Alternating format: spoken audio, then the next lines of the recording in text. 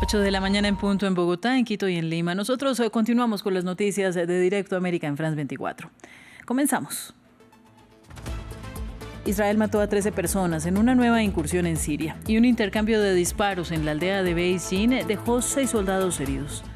El Ministerio de Asuntos Exteriores sirio condenó la operación como un crimen de guerra y acusó a Israel de querer incendiar la región. Tenemos reporte. Segundo día del Papa León XIV en Turquía. El pontífice y el patriarca ecuménico Bartolomé, líder espiritual de los cristianos ortodoxos orientales, celebran 1700 años del concilio de Nicea en la antigua basílica de San Neófito en Iznik.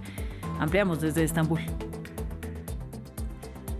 Y el organismo anticorrupción de Hong Kong arrestó a 8 personas en el marco de la investigación por el incendio masivo en el complejo residencial del distrito de Tai Po, donde ya son 128 los muertos confirmados. Aunque la causa no se ha determinado, las autoridades denuncian que el fuego se propagó rápidamente por el sistema de andamios de bambú y la lona exterior que cubrían las fachadas. En economía hablaremos de uno de los días feriados más importantes de Estados Unidos que se ha replicado en otras latitudes. El Día de Acción de Gracias, que llegó junto con el Black Friday y una euforia de compras y tratar de tener las mejores ofertas para las personas. ¿Cómo se podría ver afectada esta práctica que este año está opacada por los aranceles y la inflación? Lo discutiremos en minutos junto a Juan Pablo Lucumí. También tendremos, como cada día, nuestra revista de prensa y revisaremos los titulares de algunos de los principales medios internacionales. Este viernes, South China Morning Post viste de luto su portada en honor a las víctimas del incendio en el complejo residencial de Hong Kong. ¿Cómo lo titulan? Ya lo conversaremos. Primero el informativo.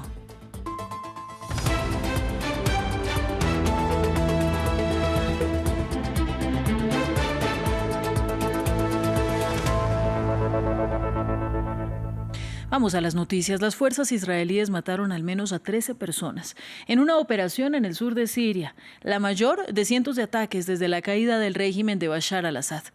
El ejército dijo que buscaba neutralizar islamistas. Y en un intercambio de disparos en la aldea siria de Beit Jin, 6 soldados israelíes quedaron heridos, 3 de ellos en estado grave. El Ministerio de Asuntos Exteriores sirio condenó la operación como un crimen de guerra y acusó a Israel de querer incendiar la región.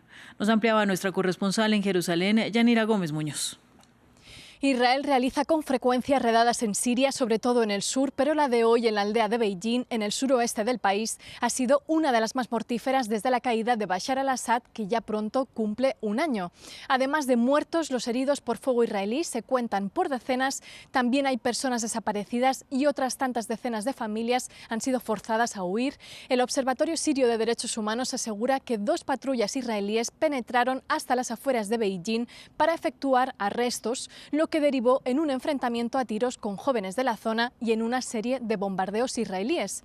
Era, según Israel, una entrada rutinaria en una zona en la que opera semanalmente para, en esta ocasión, detener a 3 sospechosos del grupo islamista libanés Yamal el-Islamiyya. Agrega que 6 de sus soldados fueron heridos en el intercambio en el que sus tropas, afirma, respondieron con fuego. El Ministerio de Exteriores del gobierno de Damasco ha calificado lo ocurrido de ataque brutal y deliberado y ha acusado a Israel de crimen de guerra. La pregunta es cuánto afecta a la relación israelí-siria y a los intereses de Donald Trump, el gobierno de Netanyahu, que hace un año aprovechó para ocupar más territorio sirio y cuyo ministro de Defensa, Israel Katz, ha dejado claro que pretende permanecer de forma permanente imponiendo una nueva zona fronteriza en el sur del país. Busca, en paralelo, un acuerdo de seguridad con la administración de Ahmed Shara, un pacto sobre el que desde hace meses media Estados Unidos e incluso Israel busca que Siria lo reconozca como Estado, algo que no ha hecho desde su nacimiento en 1948. El enfrentamiento de hoy parece complicar el diálogo.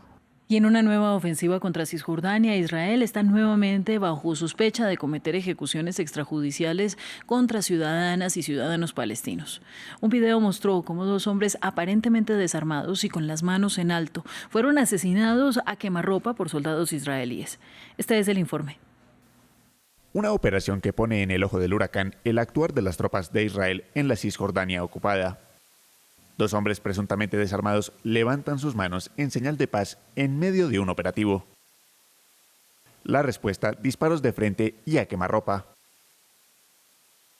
Las autoridades palestinas identificaron a los hombres como Al-Muntasir Abdullah, de 26 años, y Youssef Azazah, de 37. Las fuerzas de ocupación israelíes ejecutaron a sangre fría a 2 jóvenes palestinos en Jenin, incluso después de que se hubieran entregado, una ejecución extrajudicial flagrante que consiste en una violación del derecho internacional humanitario.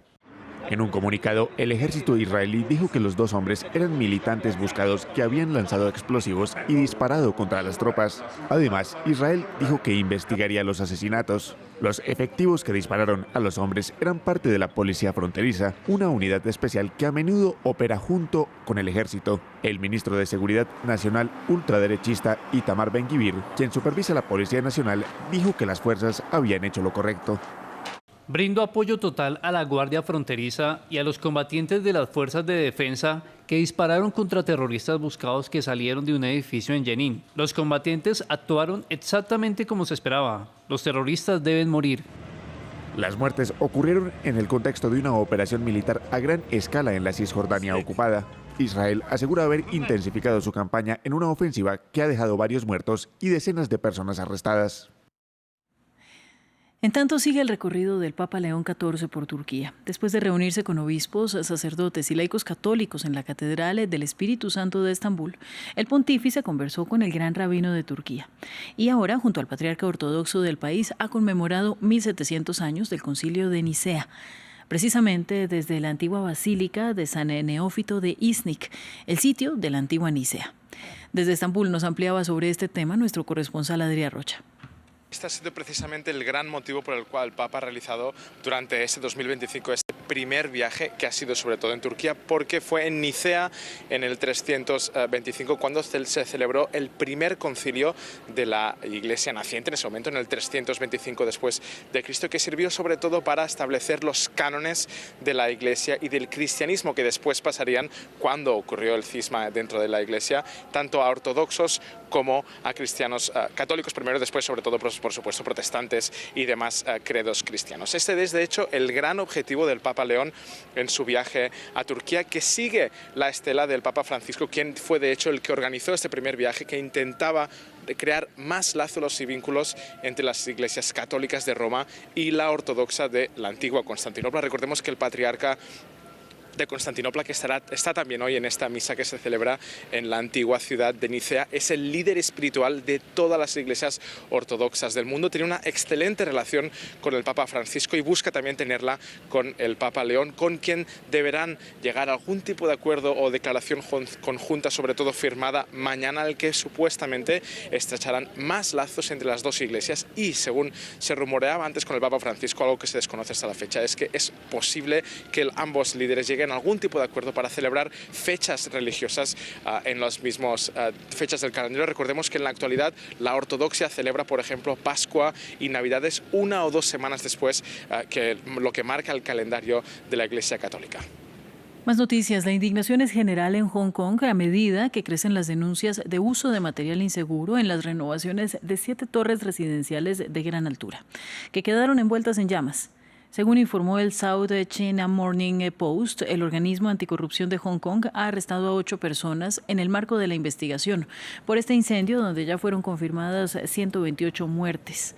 Las autoridades informaron el año pasado a los residentes del complejo de viviendas que se enfrentaban a riesgos de incendio relativamente bajos, tras quejas continuas por los peligros de las obras de renovación. Creemos que el incendio se inició en la red protectora instalada en el exterior de las plantas bajas, cerca de la casa Wang Xiong. Luego se propagó rápidamente hacia arriba tras prender fuego a los paneles aislantes de poliestireno, alcanzando varias plantas. En poco tiempo el incendio se extendió a otros 6 bloques del tribunal Wang Fuk. El calor incendió los paneles de espuma fijados a los marcos de las ventanas, provocando la explosión de los cristales y permitiendo que las llamas se extendieran rápidamente al interior. El número de muertos por las inundaciones en amplias zonas del sudeste asiático ascendió a 321. Las autoridades aún trabajan para rescatar a los ciudadanos varados y restablecer el suministro eléctrico, así como las comunicaciones, y coordinar las labores de recuperación, mientras las aguas comienzan a retroceder. Grandes zonas de Indonesia, Malasia y Tailandia se han visto afectadas por lluvias torrenciales, impulsadas por ciclones durante la última semana. En la isla indonesia de Sumatra, gravemente afectada, se confirmó la muerte muerte de 174 personas. Aunque la lluvia había cesado, 79 personas seguían desaparecidas y miles de familias se encontraban desplazadas. Y el presidente ruso Vladimir Putin recibió al primer ministro húngaro Viktor Orbán en Moscú para abordar la continuidad del suministro de crudo y gas a Hungría, así como los esfuerzos de paz en Ucrania. El jefe del Kremlin dijo que seguiría estando dispuesto a elegir Budapest como sede para reunirse con el presidente estadounidense Donald Trump. Y es que Putin y Trump acordaron en octubre reunirse en la capital húngara, pero el estadounidense canceló la reunión alegando que no quería una pérdida de tiempo. Orbán ha mantenido estrechas relaciones con Moscú pese a la guerra en la vecina Ucrania y sigue dependiendo en gran medida de la energía rusa, a pesar de los esfuerzos de la Unión Europea en sentido contrario. Y en un momento crítico para Ucrania, las autoridades anticorrupción allanaron la residencia del hombre más poderoso del país después del presidente Volodymyr Zelensky. Su jefe de gabinete, Andriy Yermak. ¿Podría este escándalo de corrupción hundir las ya frágiles negociaciones de paz con Rusia y desestabilizar al gobierno en Kiev? Les contamos en el informe de Samuel Salgado Castro. Es el hombre en las sombras del poder en Ucrania, Andriy Yermak, jefe de gabinete del presidente Volodymyr Zelensky y principal artífice de las negociaciones de paz. Este viernes su rostro aparece en la portada del medio ucraniano más conocido en el extranjero, The Kyiv Independent, que titula que Yermak podría ser imputado muy pronto, una afirmación atribuida a los investigadores que llevan un caso de corrupción en su contra y que hoy lo tienen contra las cuerdas. Las autoridades allanaron su apartamento y oficina en Kiev. En su cuenta de Telegram, el jefe de gabinete de Zelensky confirmó la información. Hoy, la Oficina Nacional Anticorrupción y la Fiscalía Anticorrupción de Ucrania están llevando a cabo acciones procesales en mi domicilio. Los investigadores no encuentran ningún obstáculo. Se les ha concedido acceso total al apartamento y mis abogados están presentes, colaborando con las fuerzas del orden. Por mi parte, les estoy prestando toda mi colaboración. 8 sospechosos ya enfrentan cargos en la mayor pesquisa por corrupción de la era Zelensky, un esquema de sobornos por $100 millones en la estatal Energoatom, el monopolio nuclear ucraniano. Fuentes de la investigación señalan a Yermak como el Alí Baba, el cerebro que habría orquestado mansiones de lujo cerca de Kiev, una de ellas destinada a él mismo. El escándalo estalla en el peor momento, mientras Kiev resiste presiones de Estados Unidos por un acuerdo de paz con Rusia. Zelensky se niega a destituir a su hombre de confianza e incluso lo nombró líder de la delegación ucraniana en Ginebra el 23 de noviembre, lo que genera furia en la oposición y grietas en su propio partido. Dentro y fuera de Ucrania ya hay críticas que amenazan la estructura de poder. El presidente de Estados Unidos, Donald Trump, prometió en el Día de Acción de Gracias pausar permanentemente la migración proveniente de los países más pobres, con un fuerte discurso antiinmigrantes publicado a altas horas de la noche del jueves en las redes sociales. Esto luego de la confirmación de la muerte de 2 soldados de la Guardia Nacional de Virginia Occidental, que fueron emboscados a disparos a casi 200 metros de la Casa Blanca el miércoles en la tarde. El otro soldado, Andrew Wolf, de 24 años, continúa en estado crítico. Nos amplía Jesús Yajuri. El presidente Donald Trump confirmó la muerte de uno de los 2 soldados de la Guardia Nacional atacados a balazos por un ciudadano afgano cerca de la Casa Blanca, en un hecho ocurrido el miércoles por la tarde. Se trata de Sarah Beckstrom, de 20 años. El otro soldado, Andrew Wolf, de 24, continúa luchando por su vida. Las autoridades cuestionaron duramente la revisión de antecedentes y controles migratorios durante la administración de Joe Biden.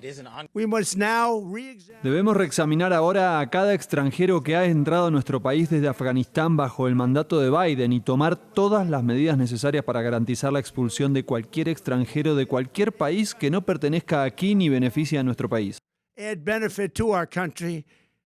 El FBI registró varias residencias del agresor, identificado como Rahmanullah Lankawal, un afgano de 29 años que entró en septiembre de 2021 en el marco de la operación Bienvenida a los Aliados y que trabajó para la CIA antes de la retirada estadounidense de Afganistán. Su asilo fue concedido en abril de este año, 3 meses después del retorno de Trump a la Casa Blanca. El caso ha propiciado una revisión exhaustiva de las políticas de migración y asilo, con la suspensión indefinida de los trámites a las aplicaciones de Afganistán.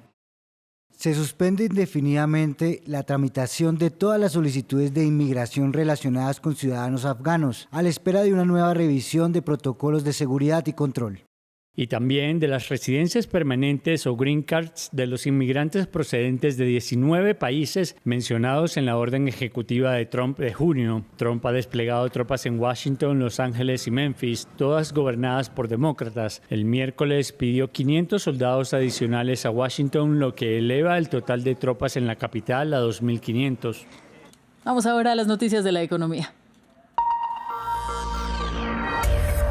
Esta mañana con Juan Pablo Lucumí. Juanpa, buenos días para ti. Y feliz viernes, Ángela. Y feliz fin de semana de Acción de Gracias, además. También. Para quienes lo celebran. Vamos a empezar hablando de Estados Unidos, precisamente por este que es uno de sus fines de semana más importantes en todo el año. No solamente para que la gente se reúna, sino para el consumo y para las ventas. Este año, sin embargo, con dos desafíos bien concretos. Los aranceles desplegados por Trump y la inflación. Esos son los dos desafíos que pues, en los últimos meses, hay que decir, en el tema de los precios también este dato se alejó de su objetivo. La primera economía del mundo llega a este Black Friday con una inflación anual que en septiembre se trepó al 3% y se alejó un punto porcentual completo del objetivo de la Reserva Federal, ese 2% que han perseguido o tratado de llegar en todo el año. Recordemos que la inflación es acumulativa y los precios que suben no bajan, sino que si vemos una cifra menor se trataría entonces de un aumento de precios, pero en menor medida. Todavía es temprano y Wall Street no ha abierto su operativa este viernes, pero a esta hora grandes marcas como Best Buy, Macy's, Target muestran leves ganancias en el mercado de la bolsa, mientras Home Depot retrocede 0,1%. Los aranceles también entran en este panorama que se vive con una cautela optimista, y justamente para analizar este tema conectamos a esta hora con Alejandro Chafuen, economista y presidente del Consejo de la Fundación Chase y colaborador oficial de Forbes desde el 2013. Bienvenido aquí a France 24. Un placer estar con ustedes. Bien, Alejandro, quería comenzar por este tema, lo último que estaba mencionando, cómo esa guerra comercial desatada por Trump en abril puede afectar hoy las ventas de muchas empresas que importan insumos. ¿Se traslada este sobrecosto a los consumidores o se va a ver un escenario en el que por salvar las ventas las empresas asuman este arancel? Desde ya que hay un problema con las cadenas de suministro, pero lo que estás viendo en el mercado es que el presidente Trump tiene una postura no dogmática, es transaccional. Por ejemplo, el precio de la carne es uno de los precios que más ha subido y el presidente Trump, para ayudar a que baje el precio, ha decidido importar más carne de Argentina. No es la primera vez en su primera administración. El presidente Trump habló de importación de limones, por ejemplo. Pero hay mucha gente muy dogmática, casi partidaria de cerrar la economía y en proteccionismo más extremo en su gabinete. Pero yo pienso que el presidente Trump no participa de eso, por más que hable mucho de las tarifas y los aranceles, ¿no? El gran problema de la inflación es un problema monetario. Porque si a uno le cuesta más un bien, tiene que comprar menos de otro bien, salvo que se esté imprimiendo más moneda. Y eso me preocupa porque se está volviendo al ritmo de expansión monetaria que tenía el presidente Biden y que llevó en la administración anterior a tasas de inflación muy altas. Bien, este escenario ha dejado en una suerte de ajedrez o de maniobras a las empresas en las que tienen que hacer diferentes cosas para poder justamente no trasladar esos aranceles a los consumidores o mirar qué hacer en esos escenarios. Este tema, pues además Trump defiende a las empresas en diferentes factores, pero ¿cómo podría hoy o en este fin de semana verse afectado todo el panorama del consumo? El consumidor está cauteloso, yo creo que porque está viendo que le han subido los precios de muchos productos. Hoy en día no es solamente las compras de hoy, ahora se compra mucho en línea, así que vamos a ver es más que un día, hay que ver tres días a ver qué pasa con las compras. En el mundo de las empresas, la mediana empresa está con buen índice de confianza, cauteloso. Los han afectado un poquito menos el tema de la cadena de suministros, pero obviamente que hay preocupación y hay incertidumbre hacia dónde va a ir el país. Y el año que viene hay elecciones muy difíciles y el presidente Trump es muy difícil el balance entre promover tasas de interés más bajas y más emisión monetaria, porque eso se eleva a la inflación y el año que viene le puede ir muy mal a los republicanos en en el Congreso si la economía se estanca. Pero de vuelta, se está creciendo más arriba del 3%, que es mejor que casi toda Europa, pero hay preocupación, así que todavía se está avanzando, pero cautelosamente en la economía de Estados Unidos. Bien, Alejandro, hablemos del comportamiento de los compradores. Ahora lo mencionabas, llegaron a un Black Friday con menos euforia por las ventas en línea, en realidad pues que empezaron hace ya unos días, pero además con una inflación del 3% anual, la revisábamos hace unos minutos. En esta época prima las ofertas sobre la responsabilidad financiera, hay un escenario de euforia por comprar y se olvidan de pronto las deudas y demás. La gente al final, pese a los datos de inflación, termina comprando y ya. Yo pienso que va a ser una temporada normal, no creo que va a ser nada récord, porque está cambiando la actitud del comprador, sabiendo que creo que la semana que viene va a haber grandes ofertas también en línea y se ha generado una confianza muy grande acerca de la seguridad de las compras en línea. Cada vez son más los norteamericanos que reciben sus productos por el correo o por despachantes. Bien, Alejandro Chafue, muchas gracias por estar una vez más aquí en France 24. Gracias por su tiempo. Un placer. Bien, Juanpa, muchas gracias a ti por este análisis. Y bueno, quedan bastantes horas del Black Friday si queremos hacer nuestras compras online. Ahí estaremos todo este fin de semana. Seguro que sí. Muchas gracias, Juanpa. Y vamos ahora a las noticias de nuestra revista de prensa. Con el María Angulo para hablar de los titulares más destacados en esta mañana. Eli, buenos días para ti. Buenos días para ti también, Ángela. Una feliz mañana de viernes y vamos a comenzar hablando del medio South China Morning Post y también de Guardian. Estos dos medios de comunicación hacen seguimiento a las secuelas del edificio masivo en el complejo residencial de Hong Kong, como titulan hoy. Así es, Ángela, como bien lo indicas, en esta jornada del viernes 28 de noviembre, South China Morning Post abre su portada de luto.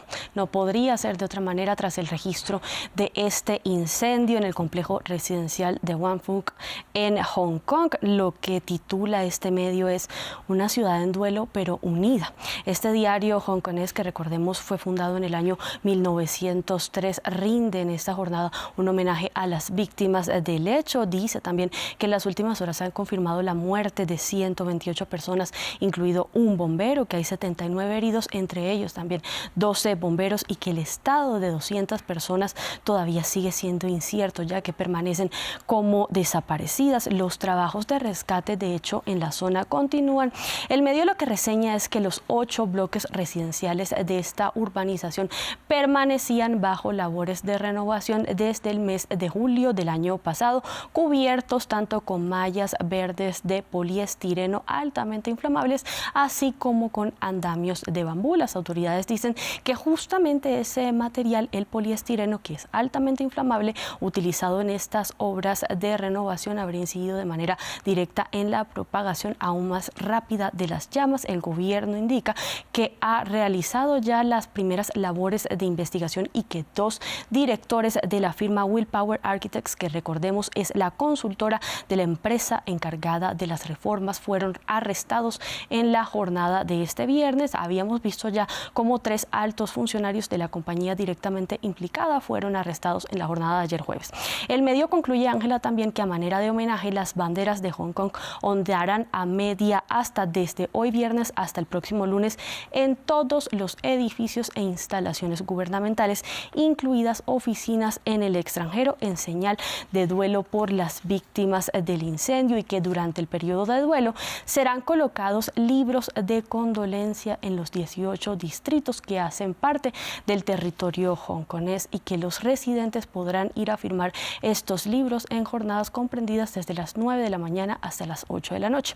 En contraste, vemos cómo la portada del diario británico The Guardian también titula con la misma noticia y abre este viernes con una imagen muy similar a la que nos presenta South China Morning Post, que nos deja ver las estructuras visiblemente afectadas entre cenizas y humo. Titula The Guardian: aumenta el número de muertos en el incendio de bloques de Torres en Hong Kong.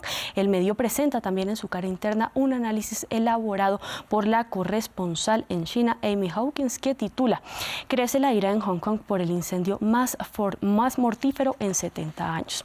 A lo que apunta The Guardian con este análisis es que algunos expertos sugieren que el enfoque del líder local Johnny Lee de culpar a las anomalías y también al riesgo que implica el uso de andamios de bambú sería utilizado de alguna manera para desviar la atención de la causa real.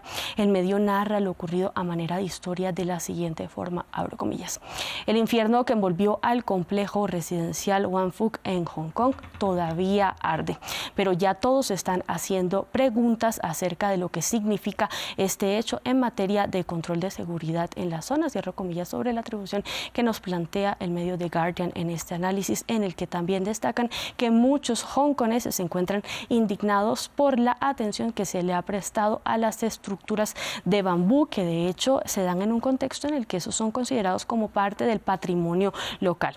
Concluye el medio diciendo que los residentes del complejo residencial que se incendió ya habían denunciado durante meses lo que calificaban como un comportamiento inadecuado por parte de miembros de la constructora. En contraste, el medio neerlandés NRC, uno de los diarios más leídos en esta nación europea, titula en portada: "Hong Kong, ¿qué causó el mortal incendio? Las autoridades investigan a una constructora implicada". Cita el diario NRC declaraciones entregadas por líderes y expertos en materia de seguridad que indican que el bambú no habría matado a nadie, pero que sí lo hicieron la codicia y la falta de control, y pone sobre la mesa la apertura del debate sobre hasta cuándo será implementado el uso de este material. Bueno, esta es una investigación que seguirá en curso, así que seguro la próxima semana tendremos más avances. Sin duda seguiremos atentos. Pero vamos a cerrar ahora con una investigación que nos presenta el diario francés Le Monde sobre la manera en que Emiratos Árabes Unidos se ha convertido en un punto de clasificación de la ropa de segunda mano que proviene de Europa. Cuéntanos esta historia. Así es, se trata de una investigación propia que pone sobre la mesa en esta jornada de viernes este diario galo Le Monde, que titula con una pregunta, y es: ¿por qué nuestra ropa usada acaba en los Emiratos Árabes Unidos? El medio reseña la manera en la que ese país se ha consolidado en las últimas 2 décadas como líder en la clasificación de ropa de segunda mano. Expone el diario los argumentos económicos, comerciales y también sociales por los cuales este país recoge toda la ropa de segunda mano que sale de distintos territorios europeos, no solo de Francia. Reseña el diario que aprovechan especialmente la incapacidad de las naciones europeas para procesarlo en sus propias reservas. Dice que esta reubicación tiene un elevado costo tanto ambiental y social.